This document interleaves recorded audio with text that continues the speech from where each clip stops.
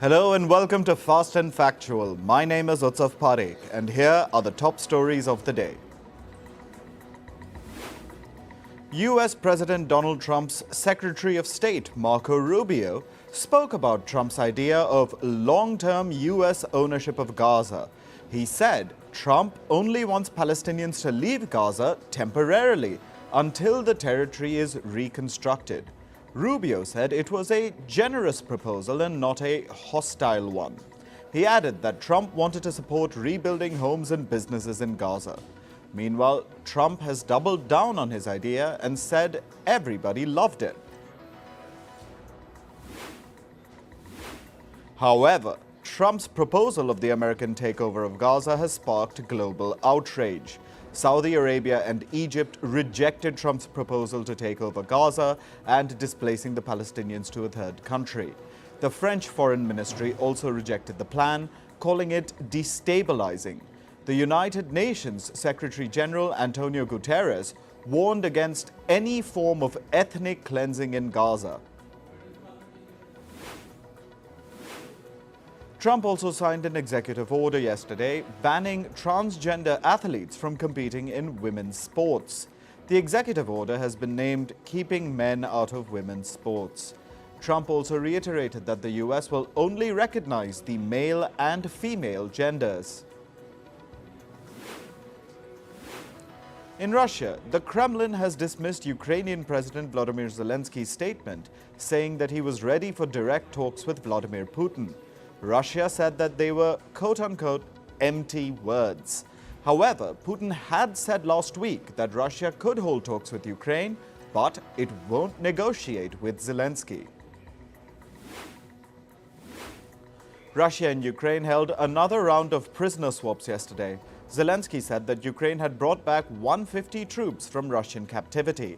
He added that some prisoners had been held captive for over 2 years. Moscow also announced the return of 150 Russian prisoners of war from Ukrainian captivity. Argentina has announced that it will ban gender transition procedures for minors. It'll ban hormone treatments and body adaptation surgery for people under the age of 18.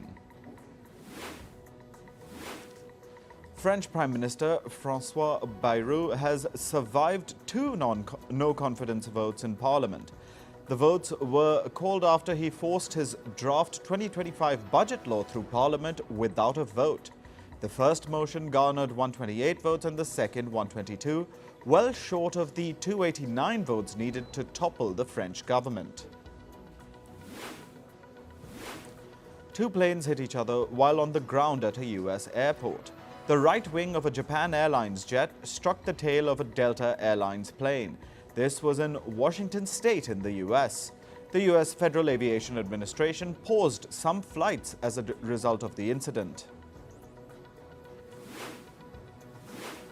In Bangladesh, protesters stormed and vandalized Sheikh Mujibur Rahman's old house yesterday.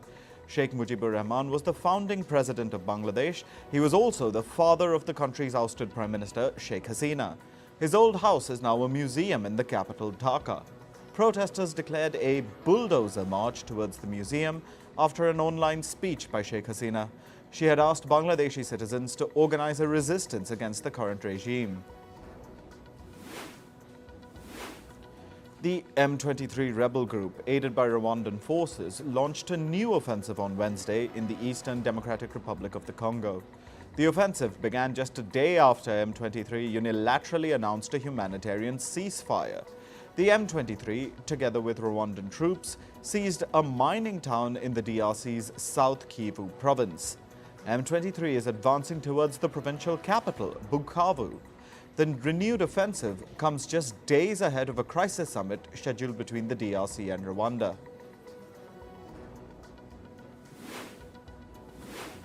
In climate news, January 2025 has officially become the hottest January on record. This is according to the European Climate Service, Copernicus. Global temperatures were 1.75 degrees Celsius higher than pre-industrial levels. This marks the 18th month out of the last 19 that exceeded the internationally agreed upon warming limit of 1.5 degrees Celsius. The primary cause of rising temperatures is greenhouse gas emissions from fossil fuel combustion. Brazil's Rio de Janeiro is experiencing scorching summer temperatures. The city recorded a high of 39 degrees Celsius, with temperatures expected to remain around 38 degrees. Residents and tourists are finding alternative ways to beat the heat by heading to the beach at night. Local weather forecasts predict continued heat. Ukraine is facing an alarming shortage of soil moisture, marking its driest winter in 7 years. It's raising concerns over the country's 2025 grain harvest. The Ukrainian National Agricultural Academy reported that precipitation between November and January was significantly below the long-term average. Ukraine, one of the world's top grain exporters, relies on sufficient autumn and winter moisture for its winter crops, particularly wheat. A new report has sounded the alarm on the UK's precarious food security. The report warns that urgent measures are needed to tackle climate-induced extreme weather, trade tariffs, and global instability. The UK still lacks a coherent food policy, with nearly a third of its food coming from the EU. The report by the National Preparedness Commission recommends this. Torrential rain in northern Bolivia led to severe flooding. It caused a stream near the community of Covilla to overflow and submerge homes. At least 100 families were affected, with 30 families relocated to temporary shelters. Emergency response teams have been deployed to assist those impacted. Moving to business and tech news, Chinese authorities are reportedly preparing to probe Apple's policies and App Store fees. China's antitrust regulator will probe Apple's commission of up to 30% on in-app purchases. They will also examine its restrictions on external payment services and app stores.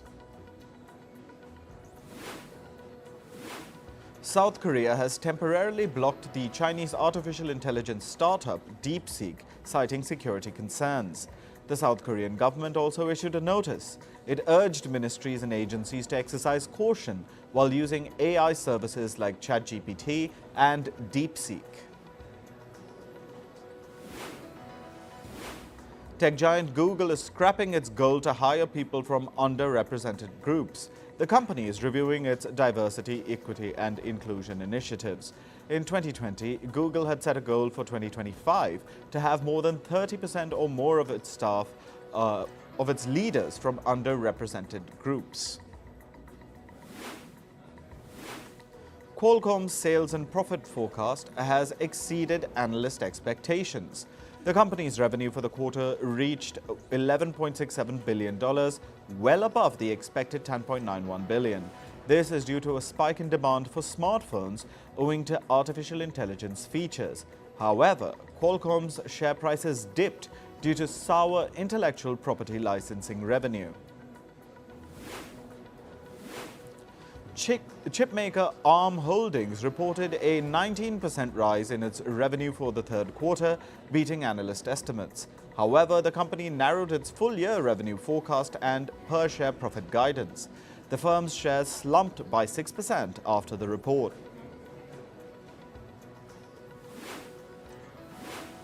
OpenAI co-founder John Schulman has left his role at Anthropic.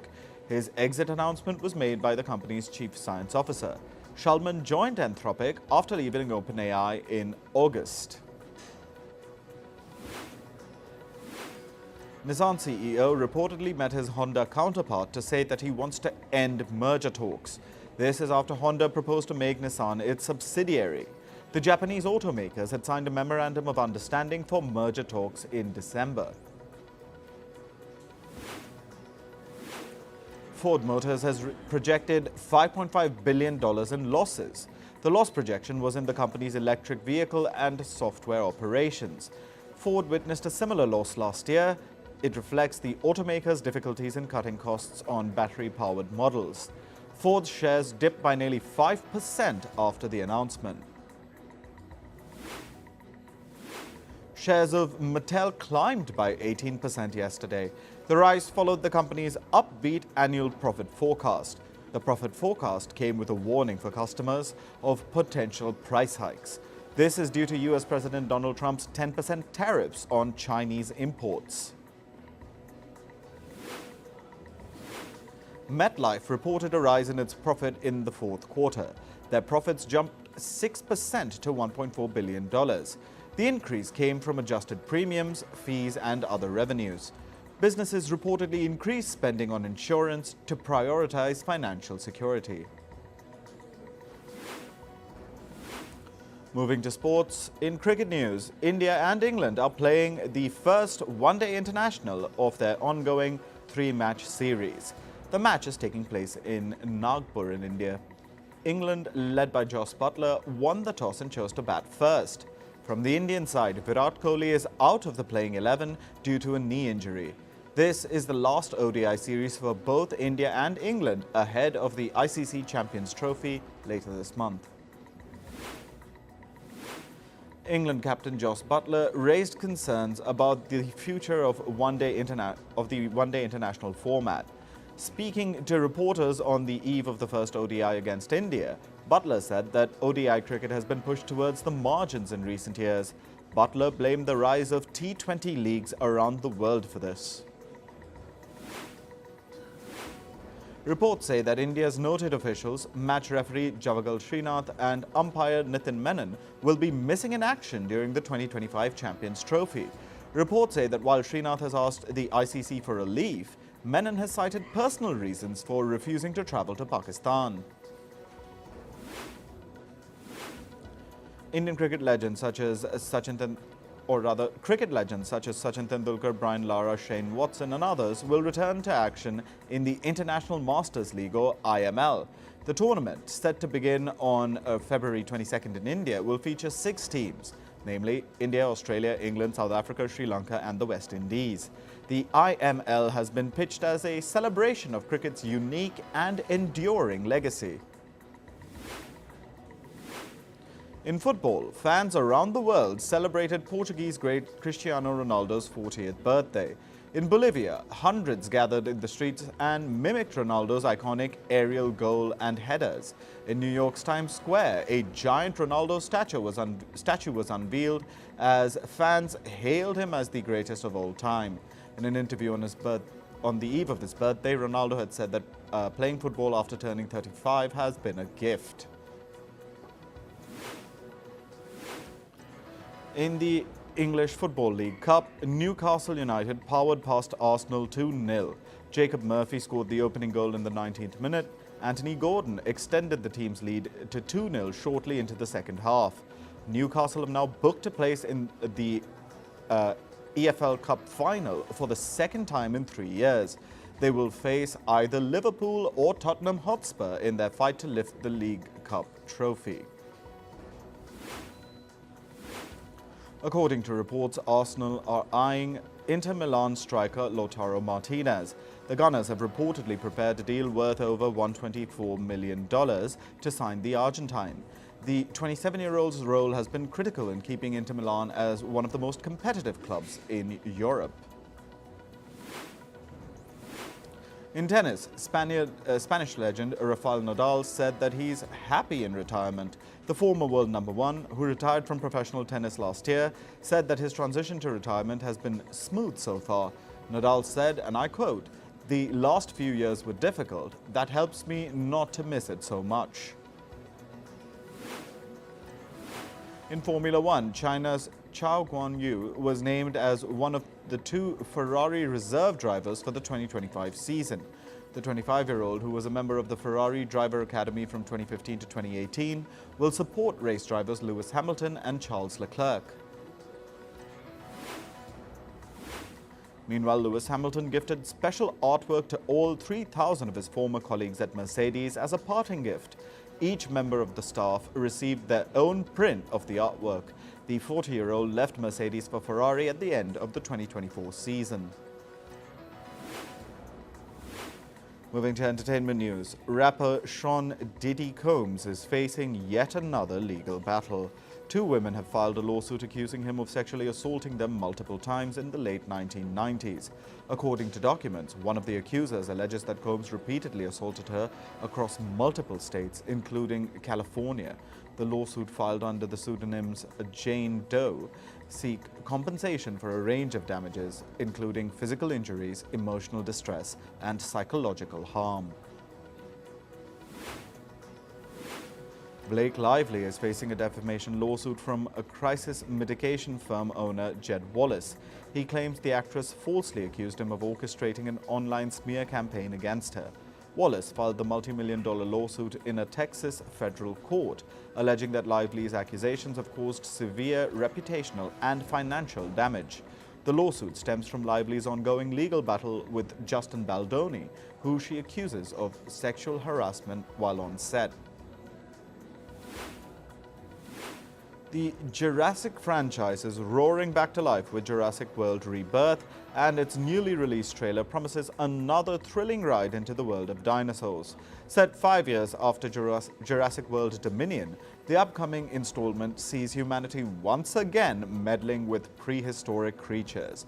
Leading the charge is Scarlett Johansson, who plays Zora Bennett, an operations expert tasked with leading a high-stakes mission.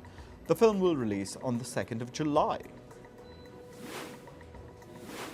Ben Affleck is stepping in for his longtime friend Matt Damon in the upcoming Netflix thriller Animals. It's a project that Affleck will also direct. Damon was originally slated to star but had to bow out due to scheduling conflicts with Christopher Nolan's ambitious new film, The Odyssey. The film follows a mayoral candidate whose child is kidnapped, thrusting him into a dangerous underworld of crime and corruption. Apple TV Plus is entering the K-pop arena with K-Popped. It's an 8-episode music competition series that will bring together Western pop icons and top K-pop stars in an epic battle of musical reinvention. Gangnam Style sensation Psy and rap superstar Megan Thee Stallion will headline the show. They will not only compete but also serve as executive producers. That's all for this episode of Fast and Factual. Thank you for watching and stay tuned to Firstpost.